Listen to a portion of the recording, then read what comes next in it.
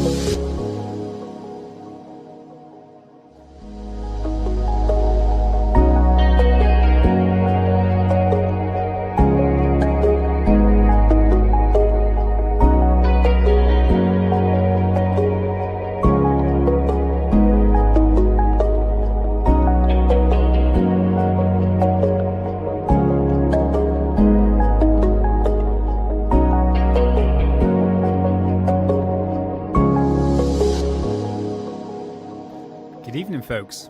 Welcome back to Alien Addict. This is a show where we deep dive into the history of ufology using original publications and materials, because we all know that the truth is out there.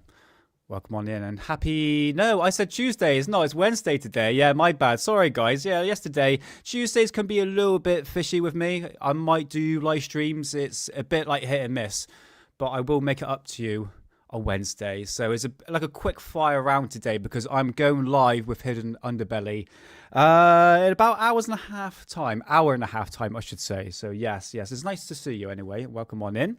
It's Alien Addict. So today, what we're going to be talking about, this guy right here. Well, actually, no, not that guy. Actually, no, it is, isn't it? Think about it. Valiant Thor and Phil Schneider. So I have done 2 live streams on this one. Phil Schneider, who is his whole backstory, and also Valiant Thor and his backstory as well. Alleged backstory, I should say. So, yeah, this is what's going on today. But nevertheless, I tell you what, before I get into that... Yes, I bought more publications, by the way.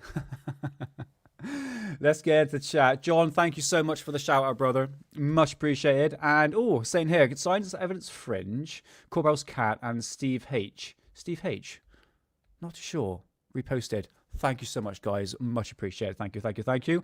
Won't you, Saxon? Hey, how's it going, brother? Nice to see you. And Green Tea. How's it going? Nice to see you, darling. And Paula Faust. Hello, Paula. Hope you're doing well. And Mark Jeffrey. Nice to see you, man. Hope you're all doing well. Oh, and Sadie. Hello, Sadie. How's it going?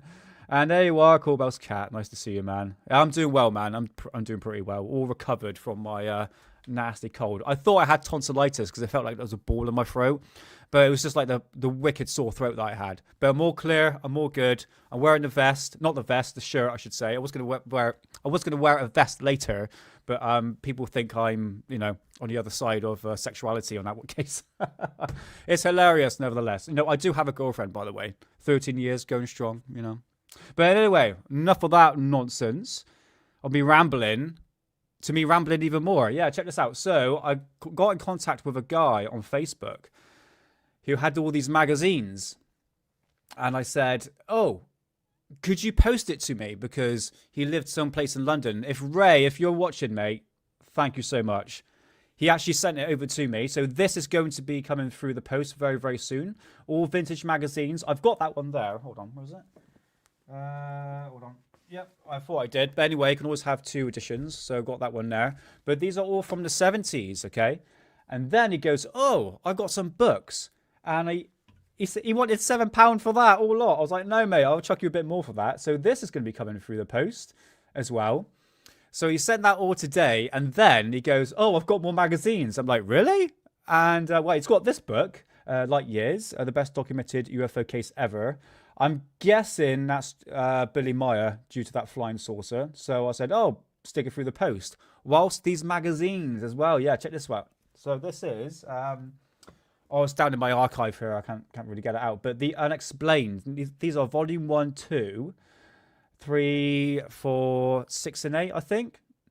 And he said I was going to bin them. I was like, no, keep them to one side. I'll have them. I'll have the whole magazine. So he's going to send that through the post. So yeah, these are like historical archives. And to be honest with you, I saw that, Sex with an Alien. I was like, I'll have it. Bang it up, put it through the post. Hello, Science Evidence Fringe. How's it going, man? Thanks for the shout out, brother. Thank you. Yeah, Sex with Alien. I was like, yeah, oh, that's fine. That'll be a bit of drama for Alien Addict and all that. So, but yeah, it's important to preserve these historical archives because, yes, I am a collector, but we can look through the past and understand ufology. And there's a lot of UFO stuff in here, amongst like paranormal curses and all that. So that is the Unexplained. So there we go. So today, quick fire round, Phil Schneider. Just my quick thoughts on Phil Schneider. I am very much 50-50 on this guy, purely because he does have a little bit of a dodgy background. And I think it's actually worth going into. In fact, oh, that was a video I forgot to bring up. Hold on. Give me 2 seconds. It's on my download list here. She was really, really good. It's called The In Between. That popped up on my algorithm. I'll tell you what. Let's bring it up here. I'm not going to play the video. It's actually worth going into and have a little gander. The In Between. You've probably heard of her. Yeah, that's it. Phil Schneider. Okay, I'll tell you what. Let's bring this up. Because what I liked about this video is she had I would say she got her facts right. Because with Phil Schneider, people they jump on the bandwagon, I should say, in terms of whatever Phil Schneider says is 100% correct. Now, he's the one that lost his hand. Well, it's part of his fingers due to the alien Dulce war that happened. Again, I'm very much 50-50 on this whole scenario that Phil Schneider came forward. And go back to my live stream. I'm not going to delve too much. I've got a few videos to play and all that. I'm going to try and link it into Valiant Thor. All right. Really, really good YouTube channel right here. I hoped he was lying, the Phil Schneider story. A man was lowered into a drill shaft beneath the New Mexico desert and came face to face with a 7-foot gray alien. By the time the shooting stopped, 66 men were dead. Phil Schneider was one of only 3 people who made it back to the surface. I'm Carol Ann. Welcome to The In-Between. Really, really good episode. In fact, I'm going to put this in the link description. I'll put it in chat now because it's definitely worth going through. And her perspective on Phil Schneider's case in general was very based, and she got her facts right. And I've been researching into Phil Schneider for a long period of time. Hey, how's it going, Scorber? Is that right? I think that's right, isn't it? Yeah, Scorber. Nice to see you, brother or sister. Well, hope you're doing well. I think that we need to be very careful, especially when these people that do come forward and make these very much wild claims, because you have to admit it's pretty much wild claims what Phil Schneider has been saying. So let's go back to... so yeah, I'll put that there for you for the video. Go check it out after the show, please. It's very, very good, I have to admit. Yeah, 66 people were killed, and obviously it was very hard to cover up for sure. But in terms of Phil Schneider's story, it's very much... go back to my live stream on that, because I go into like pretty much details into his story. Now, obviously we're talking about the Dulce Wars here, and this was like the big firefight that happened with the underground aliens. Blue Beam came out with the alien, shot his hand off. Like John Stokes was saying here, 66 people were actually killed. And yes, it can be very hard to cover up. But what I'm going to be talking about today is this photograph right here. So this is one of the lectures that Phil Schneider did in the early 90s. I tell you what, let's just do a bit of his background, okay? So, like I said, he's a great storyteller. I believe he fabricated a lot of his stories. Now, back in the 1970s, what people don't realize, and it was actually brought up in that video I just showed you right there, just a brief video, that he had over 80 pounds of radioactive rocks, okay, that he hid underneath his bed. Now, he said he was going to make a radioactive device, and he said that to his roommate, and eventually his roommate said, okay, this sounds a bit dodgy, Phil. And secretly he contacted the FBI, and they came in, raided Phil Schneider's apartment, took all of his rocks away. And you got to think, Phil Schneider at this time period had horrendous cancer. And you think, well, he says that the cancer was contributed to the alien attack in the Dulce Wars back in the 70s. But nevertheless, he had radioactive rocks that was found underneath his bed. The whole apartment complex was radioactive, and even the car park outside. Okay, so you cannot deny that. And it was actually brought up in the video, like I said before. I think the cause of his cancer was mostly likely to do with these rocks that actually he was still carrying around with him during the lecture circuit. So you have to put that into consideration. All right. Phil Schneider's wife or ex-wife, Sylvia, she says that Phil was prone for violence and outburst. Okay. And then eventually they did divorce in the 90s. But what kick-started Phil Schneider's role in, the UFO circuits was his mate, Ron Rumbold, who was Phil Schneider's best mate, but they were pretty much together like best mates in regards of being part of the same program. And obviously Ron Rumbold was found in the park. Apparently I can't say that word, the S word himself, by a shotgun blast to the head. But again, when his hands are tied behind his back, there was very, very strange blood spatter. The whole thing didn't make any sense. And eventually Phil Schneider came forward and said, look, something's not quite right here. And eventually he started to hit the UFO circuits. And that's where he met Al Bulick, which I'm very, very skeptical again with that guy as well. And eventually he hit the circuit scenes. I would have to admit, I'm going to say this right now, the death is odd. It's very, very strange. With a person that had small amount of fingers on his left side of his hand to actually take his, I've got to be very careful the words I say here, not the S word, take his life, by the S word, I should say. But the coroner report said that he died of a heart attack. And eventually Sylvia, Phil Schneider's ex-wife, really struggled to get any information in regards of Phil Schneider's death, especially when it comes to the coroner report. So I find it very suspicious overall. But Phil does have a backtrack record of being in a psychiatric ward. You can't deny that. Like I said, you can't deny that he was prone for violence and a very good storyteller, and he would fib a lot. He would tell a lot of lies. And that is coming from his wife. That's when they were obviously together. So you have to bear that in mind, guys. Why did he come forward in terms of obviously because his mate died, but he had a lot of wild stories that was kind of hard to back up.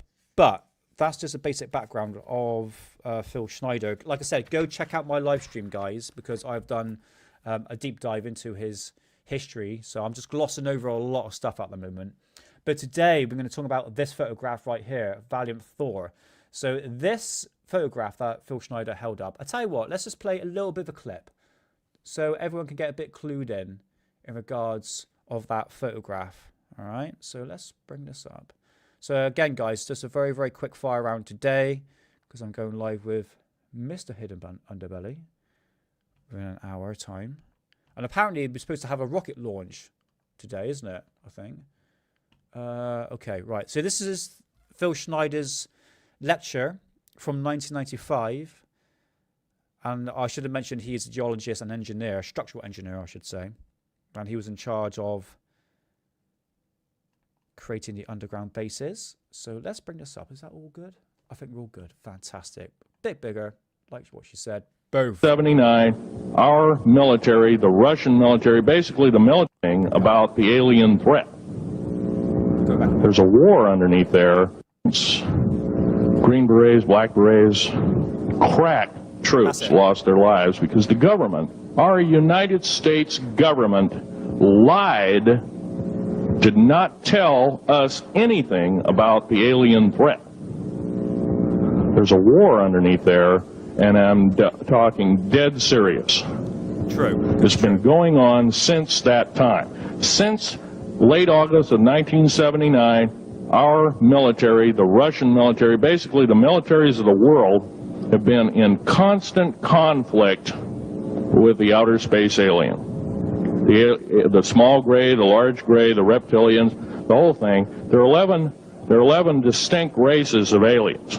2 are benevolent. 1 had to leave here in a hurry because their world is under attack, both on the surface as well as underground. There, the Pleiadians. They're familiar. Maybe some of you are familiar with that. Would some of you raise your hands who've heard of Billy Meyer and some of the, very good, about half the group. There we go. Well, Billy Meyer is one of these lucky people that they figured, well, he's kind of a simple type, we'll show him everything. Yeah, very skeptical about Billy Meyer, going to be honest with you. In fact, I know he's faking a lot of UFO sightings. Well, these are the benevolent aliens, and they've been here helping us. In fact, I have a picture, let me reach for it here. Here's the picture. Get to this picture. I have a picture of one of the aliens been working for the United States Pentagon for the last 58 years. His name is Valiant Thor. He's right here. There's my father in the background. This whole place, the ready room of the USS Eldridge, Al Bielek has probably explained, or maybe even shown you this picture. There's a list of some of the notable people in it. They're all the atomic bomb scientists of the day, all the time variant experimentalists of the day, all the top physicists of that particular day. This was in August of 1943. Now this guy has not changed one iota in 58 years. Started work, he came here, crashed here or whatever, whether he's under duress or not. He started work for our U.S. Navy and military operations in 1937, either 37 or 38 is what I've been told. So it's for 58 years, this man's been employed, probably under duress. If you don't do as we say, we're just going to use you for alien bait or something, I don't know. But anyway, he basically hasn't changed. He lives for 490 years, is what he says his lifespan is. Now, he's supposedly a semi-benevolent, he's a human-looking type person. He has 6 fingers. Okay, so sorry for stopping. We need to be quite crucial on this photograph because we're going to bring out the actual photograph itself. So his father allegedly worked for the US Navy, part of the Philadelphia experiment. Now, when Phil Schneider's father was on his deathbed, Oscar Schneider, I should say, I was just trying to think of the name there. He gave Phil Schneider a bunch of documents that suggests that Phil Schneider's father, Oscar Schneider, was part of the Philadelphia experiment. Some sort of doctor, I should say. Oh my God, I'm blanking on the name of the ship. Guys, what's the ship called? Is it SS Eldridge, I believe, for the Philadelphia experiment? Part of that, basically, Corwell's cat. All right. But we need to get into this photograph, all right? So we will in a sec. Just play a couple of more minutes. Fingers and 6 toes, and he's got one oversized heart, one lung, giant lung. His blood vessels are bigger. He's got copper oxide for blood, similar to an octopus. His brain capacity 300 centimeters greater than ours. He has a thinking capacity, IQ, if you were to measure it, be totally off the scale, be about a 1200 IQ. He speaks 100 languages fluently, alien as well as others. He's a remarkable person. I had a chance to meet him one time. Now, okay. By the way, he doesn't shake hands. He was kind of in a spacesuit because all aliens, regardless benevolent or otherwise, they're carrying germs and diseases and bacterium in and on them that are deadly to us. If I were making policy, I'd quarantine them all, because how do we not know that some of our diseases like AIDS, Ebola, hantavirus, and a few of these other weird designer diseases, as I call them, are not made from the cadavers of some of these aliens as a biological weapon to use against the people of the United States? Well, I'm a tired American speaking out.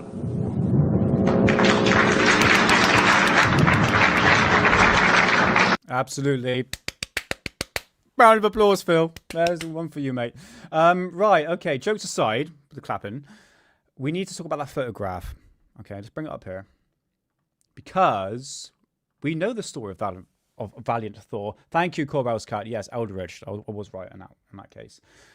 Here is another lecture that he was doing after the one you just saw. So that would have been like 96, because he died in 96. All right. Okay. This is the photograph. Okay.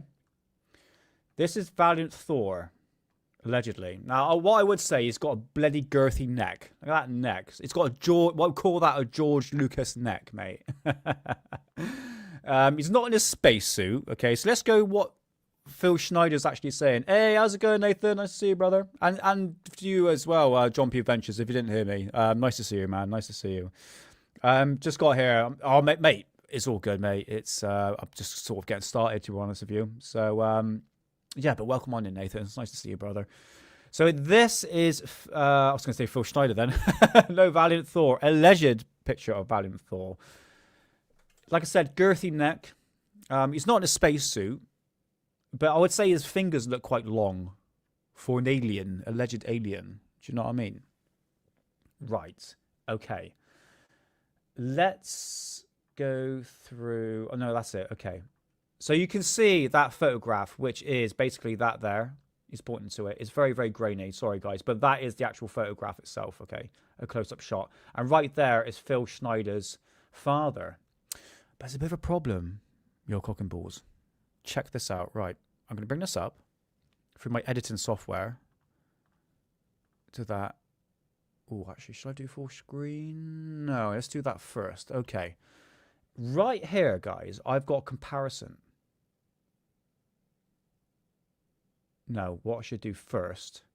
Yes, please hit that like button. It'd be much appreciated, guys. Thank you so much.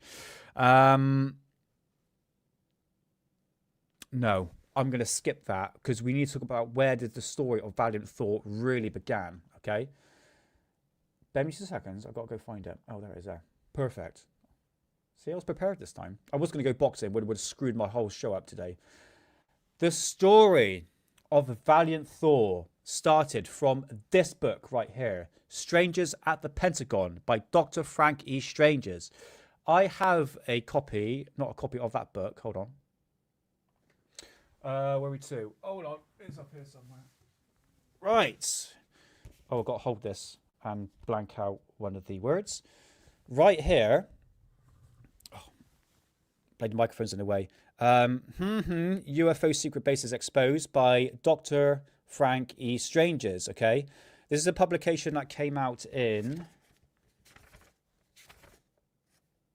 California in 1982. Okay, but this book specifically came out in 1967. Oh my God, publications flying all over the place. There we go, stick up there. So that's where the story of Valiant Thor began. Now I'm going to play a little clip. Now I've gone through this publication. Okay, so that is where the story really began, guys. 1967, and it all started by Dr. Frank E. Strangers. And I've got a clip here. Where's the clip? Where are you to? Where are you to, you bastard?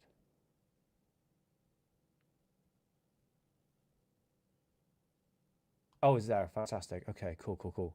Let's do this. Let's bring this very, very short clip as the man himself is going to talk about Valiant Thor. So here he is. Here is Frank E. Strangers talking about Thor. He told me his name was Valiant Thor. He grabbed my hand. His hand was skin soft as a lady's or a baby's skin, but it was a grip of a man. And we spent 30 minutes, mostly me asking questions and he giving answers. And he claimed that he was from the inside of the planet that our Bible calls the morning and the evening star, the planet Venus. He said yes. There we go. All of this time, Mr. Thor was at the Pentagon for 3 years, mind you. And he was going and coming at will. He was brought to the President of the United States, Dwight Eisenhower, and Richard Nixon, offered to give them information on how the American people could successfully live without sickness, without poverty, without disease, and without death. They told him, "We're sorry that we cannot accept the information that you're freely giving us because it will ruin the economy of this nation." So they're basically told him to piss off. Well, sir, Commander Thor left on the morning of March 16th, 1960, on the outskirts of Alexandria, Virginia, where his spaceship came down. He went into the spaceship and disappeared from sight.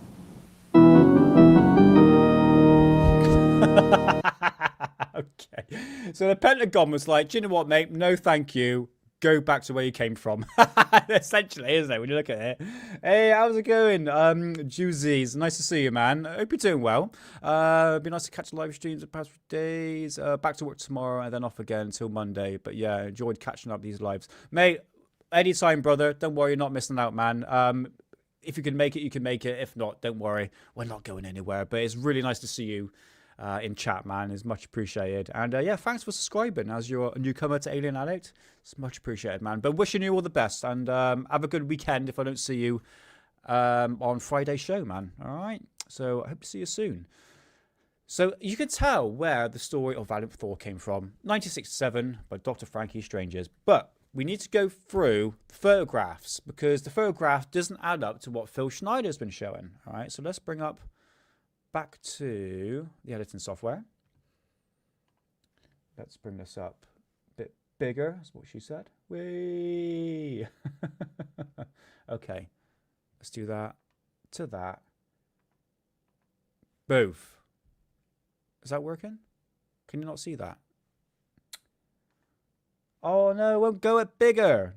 Oh no. It's not working. Oh, for Christ's sake. Right, okay. Hopefully you'll be able to see this a bit better, guys. I can't put it at full screen, unfortunately. Oh, can I just do that? Oh, there we go. Okay.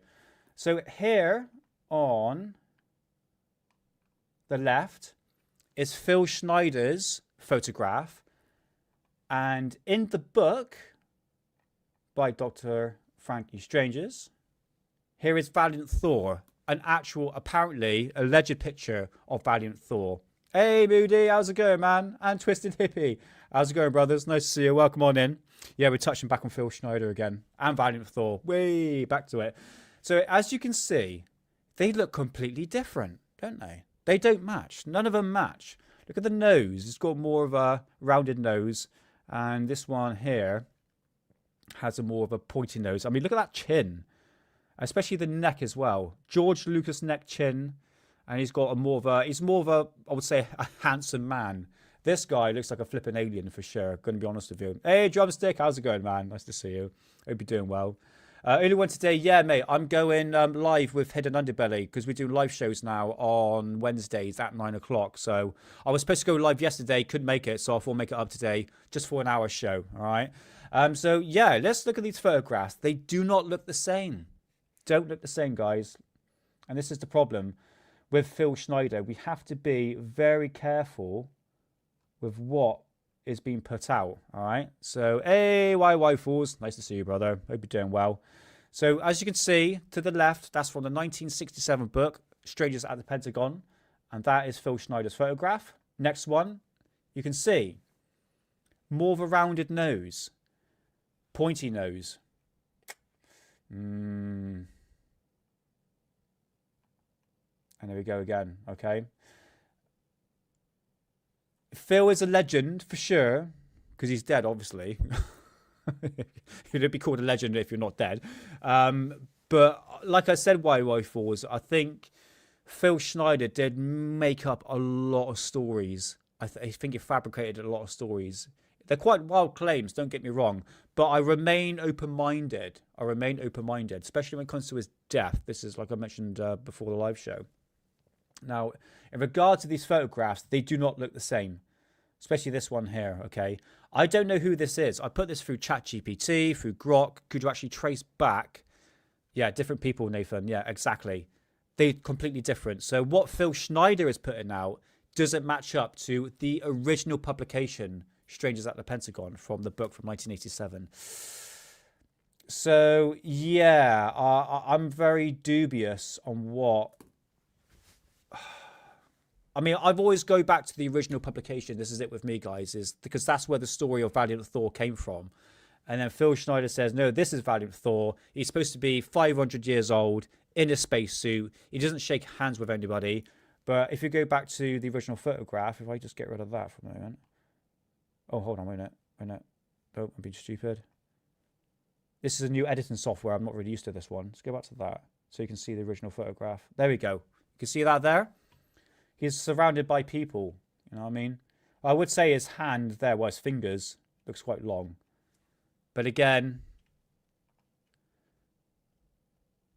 yes, I tell you what, Moody, I put a really good video. I'm going to put it in again. You need to go check out, called The In-Between. And she was very based in terms of her research. I mean, she did a lot of research. And what Moody is saying here, this ship had fluorescent light bulbs, which doesn't match up to 1940s. Is that right, Moody? Check the lights on the ceilings. Yeah. In terms of this was apparently taken on the SS Eldridge, but didn't have fluorescent light bulbs. So there we go. This is the close-up shot. Okay, there is a wider shot. In fact, I wonder if I can find it on the internet. As I can just quickly. Phil Schneider, Thor. So look, what I can actually find. Ah, got it. Oh, brilliant. Look at that. The power of the internet. Okay, let's bring this up. Okay, do that. Move that across there. Put that into there. Right, here we go. Thank you, Moody. That was a very good point. Here is the actual proper shot of what Moody's been saying. Look at the lights. They're fluorescent. Doesn't match up. Okay, so this is the back shot, all right? So as you can see here, I tell you what, let's put that like that. That's a close-up shot. That's the backup shot, all right? You can see the lights. So that's not on the actual ship itself. Moody, help me out on this one. Is that right? Yes, for the ships like the SS Eldridge. Yes, okay. So I was right on that one. And even the lady in that video actually said that. Again, I'm going to put the link in the description to that video because there's really good information in regards to that. So you can see the point I'm trying to get across. The photos don't match. This is not on the SS Eldridge because we didn't have fluorescent light bulbs at that time. And the whole scenario of what Phil Schneider is actually saying doesn't quite make sense. And like I said before, guys, Phil Schneider did fabricate a lot of stories. That's just my personal opinion. I do find his death very strange. Frankie strange. Whee. But nevertheless, I just find we need to be very careful with these people that do insert themselves into ufology. You know what I mean? But saying that, there is a video I found. Because when I was doing the Phil Schneider episode, I was talking about, I could clearly remember seeing a video footage of Ron Ronald, I got his name right, Ron Ronald or something like that, and Phil Schneider together, and actually filming sort of Roswell area, Nevada. I think it's called Rachel, actually. And I was on cinema, found it, and uploaded it, and I forgot to show it. But don't worry, I'm going to show it now. This is extremely rare footage. And I've got it here. Where are you two? Where are you two? There, got it. Okay, cool. So we're just going to sit back and relax just a little bit. And it's only like 10 minutes long. 12 minutes. Okay. This is a rarity. It took me years to find this footage. Absolute years. and it kind of like disappeared from the internet. So the day Phil Schneider went UFO hunting near Area 51. Check this out. So to the left here is his best mate, Ronald. Is it Rumald or Ronald? I forgot. I think it's Rumald, actually. Now, these two, I should stress that they actually created a pamphlet or booklet called Alien Digest, which I'm on a hunt for at the moment because I want to black this up, to be honest with you, to my collection. And these pamphlets or booklets did talk about aliens and their experiences, etc., etc. And so they were basically best mates. So sit back. You get to see some like Area 51 footage and stuff. Like that. Did we see something you won't? Hey, Gobstopper. How's it going, mate? I'm telling you. We saw. Is that sound low? If it's too low, I can turn it up for you guys. All right. Yes, Rogue Writer. How's it going, man? Nice to see you. Hope you're doing well. Yeah, if it's too low, man, just let us know. Oh, thank you, man. Yeah, this is it. Little gems like this, man. That first saucer, and then we saw 2 other ones straight into the formation. And then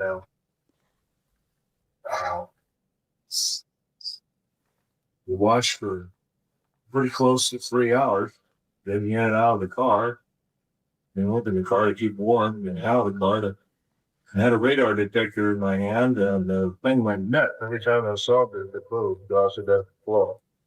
Gotta say, maybe 100 saucer shape. Now, it's some while ago, I was out in Virginia City, and these saucer shaped clouds come over the mountain, over your head, and then they completely fizzle out. They're called lenticular land shaped clouds. And some of them are natural phenomena, others are not natural phenomena. Because the ones you'll see over non-mountains, well, this was the hell was one global. He's an Air Force weapon.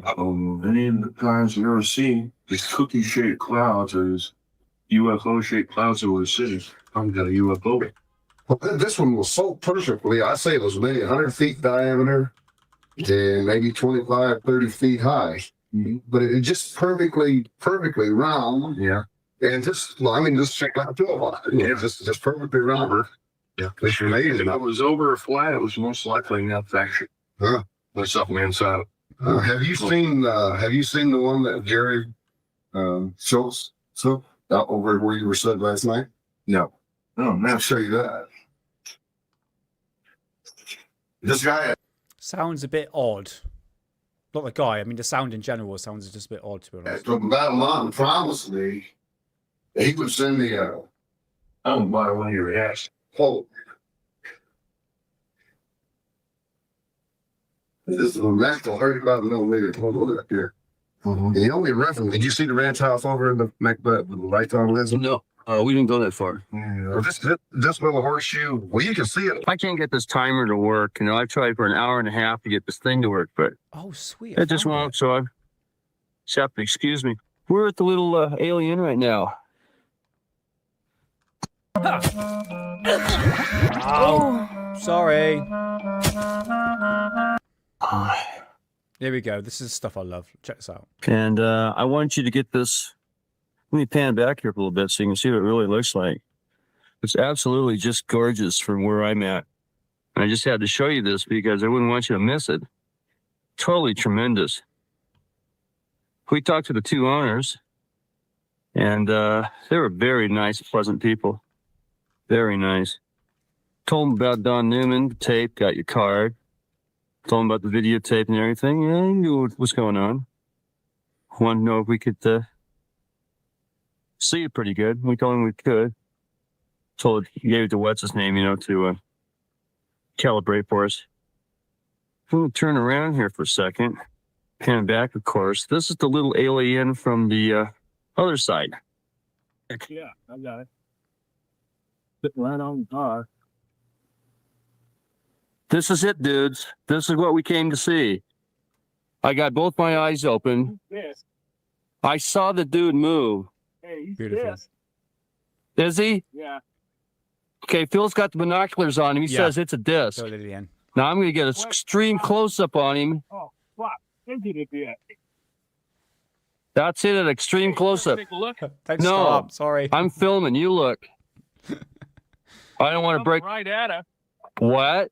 Yeah, right at it.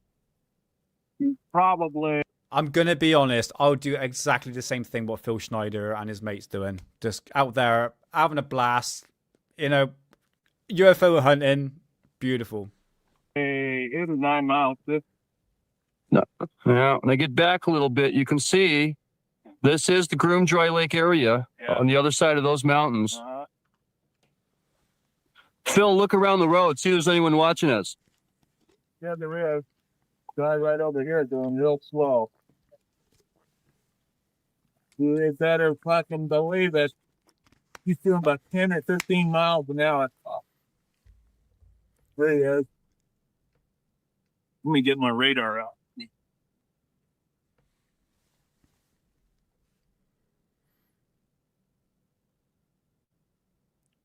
Yeah, there he is.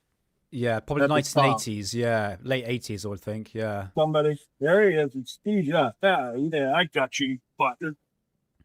Now he sweeps up. Real rippy. It's a Ford twin cab. Now, this guy's not moving, but we saw him move. Yeah.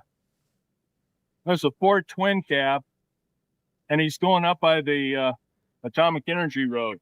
Yeah? Yeah. All right, Nathan, brother, take it easy, man. Yeah, have a little gander on the road. Don't watch it for Christ's sake. And no messaging as well. But I'll catch you soon, man. I hope you're doing well. And if not, I'll catch you. Sorry, if I don't catch you later on and head down to Belly, I'll see you on Friday, man. Hopefully. So yeah, take it easy, man. All the best. Phil, got it running. I can't see anything. I'm hoping that this thing will come in on the film anyway right now. I got the advanced gain button up. This thing's going nuts. I know it. If you guys can hear this tape, we have been watching 2 flying saucers for what, about the last half hour? Yeah, last half hour. At least the last half hour. It's about 10 to 20 degrees below zero out here. Hey, it looks like I'm getting a heat mirage in this thing. I can't pick them up, but I'm getting heat mirages from this far back. So I'm lucky I turned this thing on. I don't know if it'll come out on the film or not, but I can see the heat mirage right here. Oh, wow. I got both my eyes open so I can see down there and right in here. But believe me, I can't see anything out of this camera. Yeah, the radar detector went nuts there for a while. I move the camera back and forth. See me? Yeah, The heat mirages stay right in the middle, no matter what I do. it goes. Are they going? Yeah, they're off the floor. Okay. He's moving right. He dipped. He's moving right again. He dipped. Okay, I'm going to point this up the moon Okay. real quick. See if I can't see the moon at least. No, I won't even pick at the moon. Really? Oh, I got it now. All right. It I don't- sounds like they're having a blast, honestly. Yeah, I'll tell you what, guys, I'm going to put this in link in description. It's kind of like hard to work out the actual footage itself. I'll stick it in chat now for you guys. But yeah, that was a very rare VHS tape from Phil Schneider and Ron Ronald. It's oh, here it is. Home footage from 1990, dated of 1989. Video is incorrect. Okay.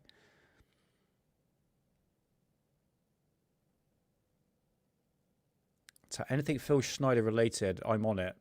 But saying that, okay, check out this. I actually found Alien Digest. There it is there. I can be a bit bigger. There we go. Check this out. So this is one of the... Oh, God, Nick, click the wrong button. What an idiot. There we go. Oh, dear. There we go. Okay. Check this out. So this is an original publication from both of them, Phil Schneider and Ron.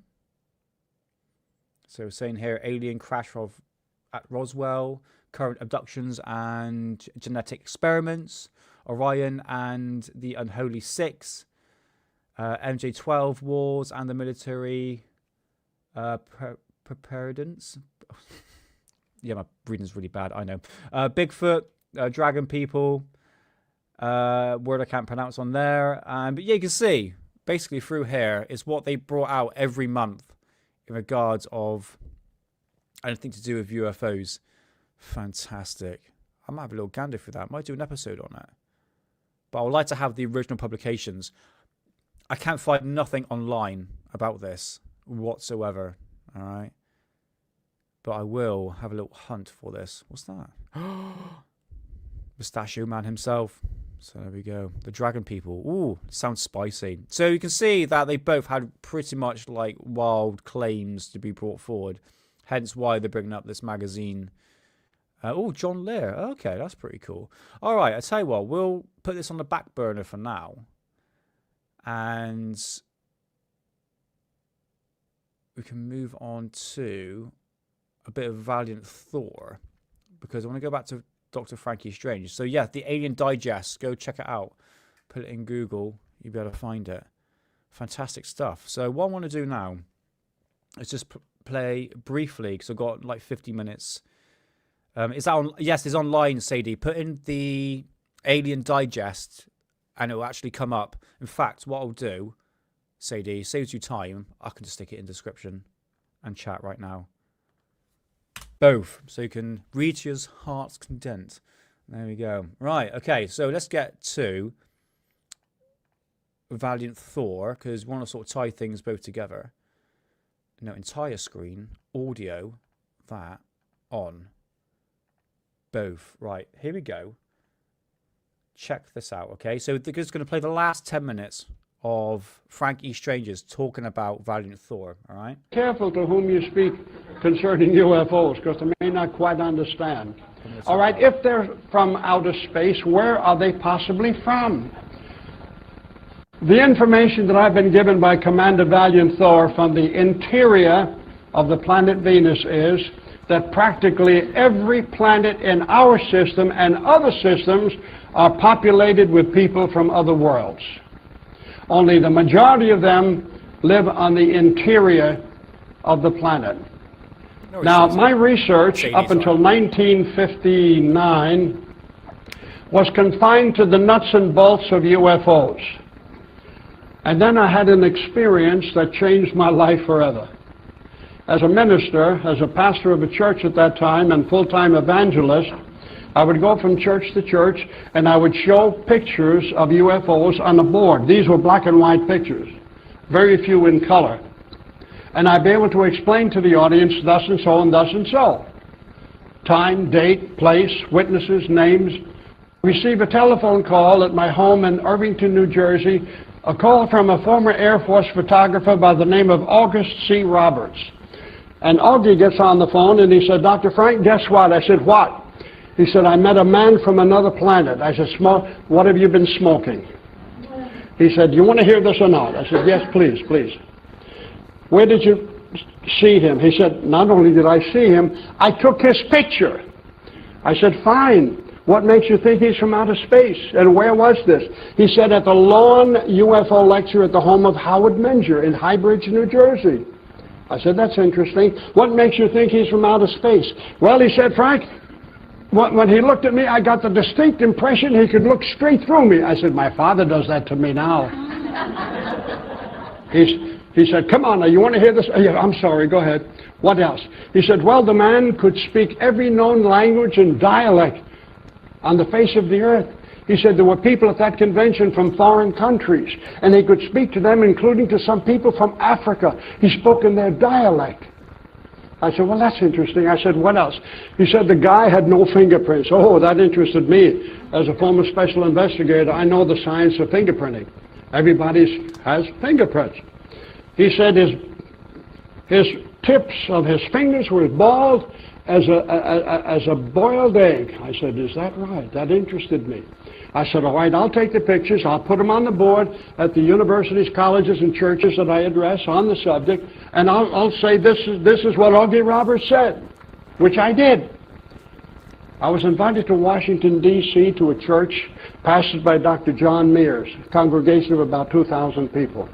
I put the pictures of this man, I didn't know his name, on the board and told people. Hey, Ray Clay 2, how's it going, man? Nice to see you. I hope you're doing well. Right, what are you saying about the movie? I tell you what, let's finish this off just quickly. This is a picture of a man who claims to be from another planet. And the picture was taken by Augie Roberts, an Air Force photographer. And all I know about him is what I'm telling you today. Right, he mentioned, we'll get to that comment, Moody. He mentioned August Roberts, okay? Here is my publication by Rendell Stevens, and could it focus on? Focus! August Roberts. Would you like to see the photographs of what August Roberts actually taken? I'm going to show you. Okay, here we go. Move the microphone out of the way slightly. In here is... Right, see... Oh my God. Sorry, the microphone's in the way. Hold on, we'll do that instead. See that there? That is August Roberts with his phone... I was going to say phone camera there. No, his actual camera. And here is the actual photographs of the flying saucer itself. This is what we're talking about. It looks like a what you call an ashtray. All right, and there's another one there. You can see what it looks like. Okay, so this is August Roberts. And this is the classic flying saucer. I want to match this up properly. There we go. We've all seen that photograph before. There we go. See that? Especially this one. Okay, this is what August Roberts taken in the past. And this is from 1952. All right, so a famous photographer that will photograph these flying saucers, your traditional flying saucers, and he was in New Jersey, as you can see the description right there. Okay, so that's who he's talking about, who took the photograph of Valiant Thor. All right, just to clarify that. He stands about 6 foot tall, weighs about 180 pounds, 185 pounds, and... Oh, sorry, I was going to say, this book is called UFO Photographs Volume 1, and I have Volume 2, a very, very expensive books to get. This is what he looked like a normal human being. That's valuable. And I had this picture up on the board. At the end of my presentation... Hey, Mark J, how's it going, mate? Nice to see you. I was signing autographs to my first books, which was... And hello to Frank as well. Hope you're both doing well. Yeah, do you know what? Funny enough, yeah, you are right. It's actually taking better photographs than we're seeing now, actually. Good called point. Saucerama. And people were coming along the platform, and I was just signing and signing. And the lady comes to the platform. And they teach you in seminary, you've got to be nice to the ladies, especially in church. And she says to me, Dr. Strange, I said, Strangers. She said, I've got to see you alone. I bet. Oh, boy. Hey. I said, ma'am, can you wait just I got a couple of hundred more books to sign here. I've got to see you now. And she was irritated at me. And she straightened up and reached into her purse, and she produced out of her purse an ID card that said United States Government, something similar to this. United States Government, Pentagon Building, Department so-and-so, room number so-and-so. On the other side was her photograph with a number beneath her photograph. I was converted immediately. I asked the pastor to borrow his key to his office. This lady wanted to talk to me. He said, yeah, okay. And he gives me the key. As we started to leave the platform, we passed the photograph of this stranger from another planet, and she points to him. She said, how would you like to meet him personally? Well, what would you say? My Father in heaven. I said, of course. Where is he? She said, at the Pentagon. I said, oh, my Father. Oh, bless. I tell you what. If the government was going to pull a fast one on Frank Strangers, that would be the place to do it, at the Pentagon. Well, walked into the pastor's office. She pointed her finger. I don't know why they always point their finger at my nose. She said, can you, as a former special investigator, still follow instructions? I said, yes, ma'am. She said, to the letter, yes, ma'am. She said, you meet me downstairs in front of your hotel at 8 o'clock sharp tomorrow morning, and I'll take you to where he is. I said, at the Pentagon? She said, mm-hmm. Her name was Nancy Warren. I didn't get much sleep last night. When I talked to my parents, I didn't tell them about that on the phone. 8 o'clock tomorrow, the following morning, I was down there on the cold sidewalk. I was down there at 7:30. And it was cold that December. It started to snow. And here, her car pulls up. She opens the door. She said, good morning, brother. I said, good morning. Got in the car. She started driving toward the Pentagon. Now, if you're familiar with the Pentagon traffic, the flow of traffic goes to the left and then to the right. She turns to the left abruptly, pulls up against the fence. There was a security guard there with a tablet. He looked at her. He went like that. He looked at me. He went like this. Naturally, I went right back to him. Got out of the car, fastened my coat. She reached into her purse and took out her ID, opened her little coat and suit jacket, and she pinned her ID on her blouse. As we got in line, people from the military, people in plain clothes, all in one line, and a guard who was getting taller and taller as closer as they got to him. And I said, Nancy, I don't have any ID on my shirt or anyplace else. She said, just do what I do. I said, what are you going to do? She said, get back in line, will you? Popped a boob out. Right, anyway, we're going to move away from that. Wild stories. I tell you what, we'll catch up with that on Tuesday, all right? So, yeah, I tell you what, if you want to see the full video of that, where is it to? Here it is. I'll stick it in the chat right now. There we go. We can watch to your heart's content on that one. Going back to Moody's comment. Hold on, where are you to, Moody? Okay, the 90s. So what Moody is saying here, the 1990s were a great time to go to Area 51. Yes, it's very, very true. There were far more areas to be observed, to observe the base, I should say. Plus, they were doing tests with drones and proton beam particle weapons, which ionize the air, make plasma balls. What's interesting you say about that, Moody, is simply because I've got every single UFO magazine, which is actually this, I should say. Hold on. Okay, UFO magazine from the 90s. Okay, and this is from, oh my God, this camera is so fake and gay. June of 1998.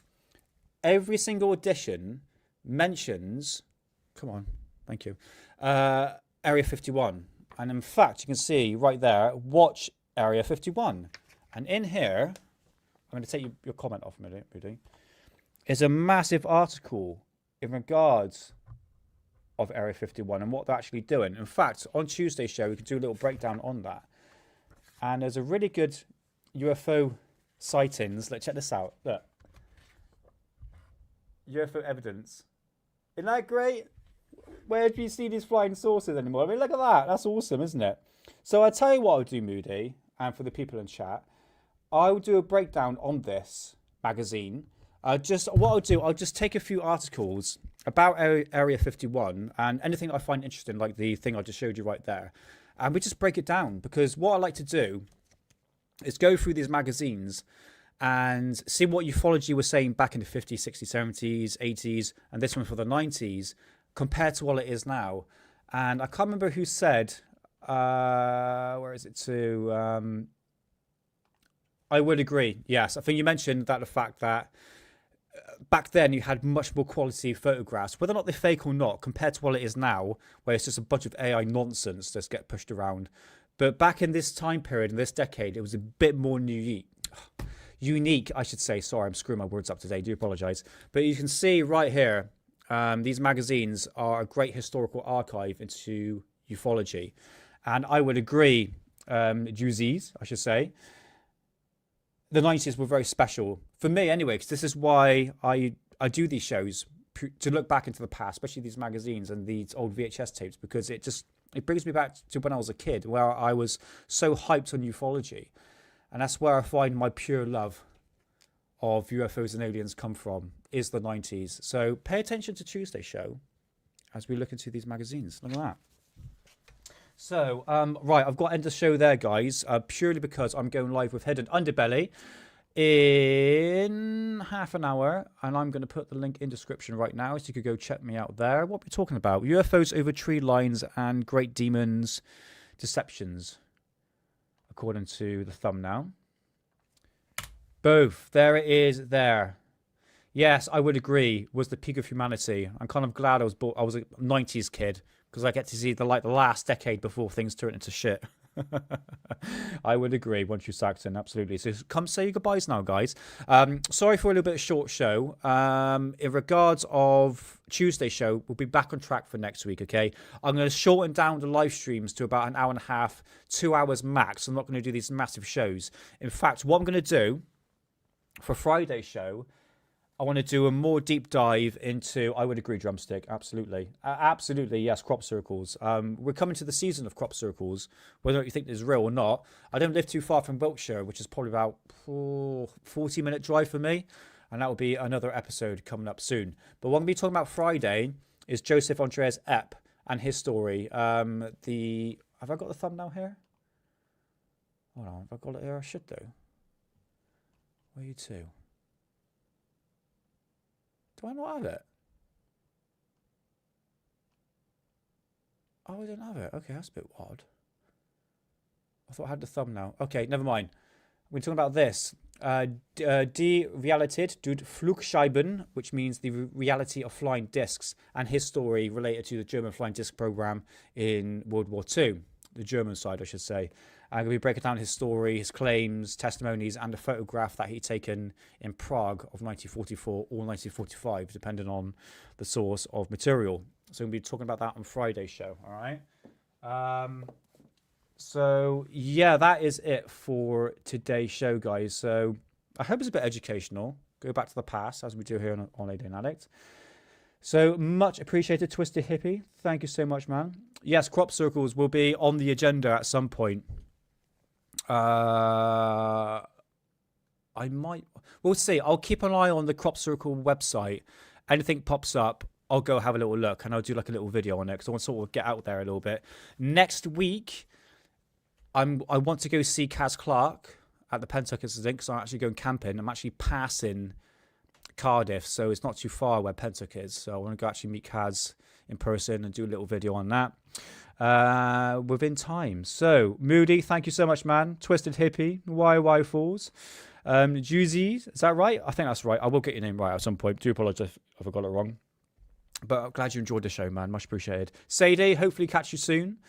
And Corbell's Cat, One True Saxon, Science Evidence Fringe, Drumstick, Sadie again, and anyone else I've missed?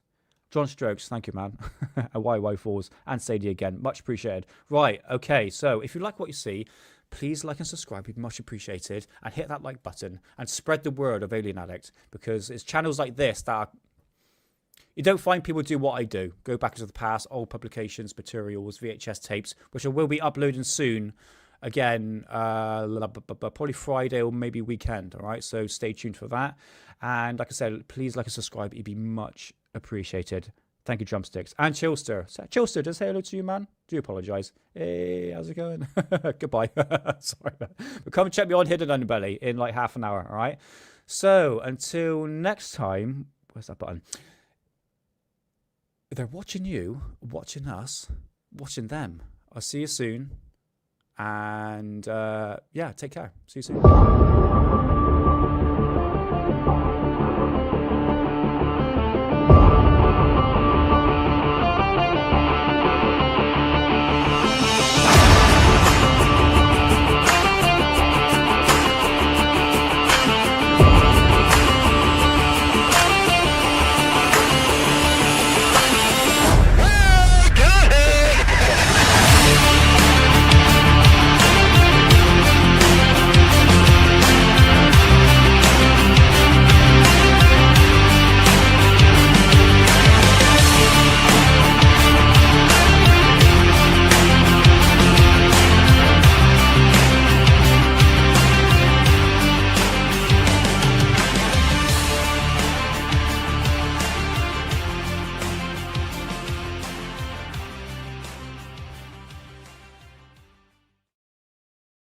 Jay Weezy. I think I got it right. I put it through Google Translate. I think I got there in the end, mate. But guys, come check me out in like 25 minutes on Hidden Underbelly Show. Thank you, Moody. And guys, thank you so much. It is a pleasure as always. And I'll see you soon. All the best.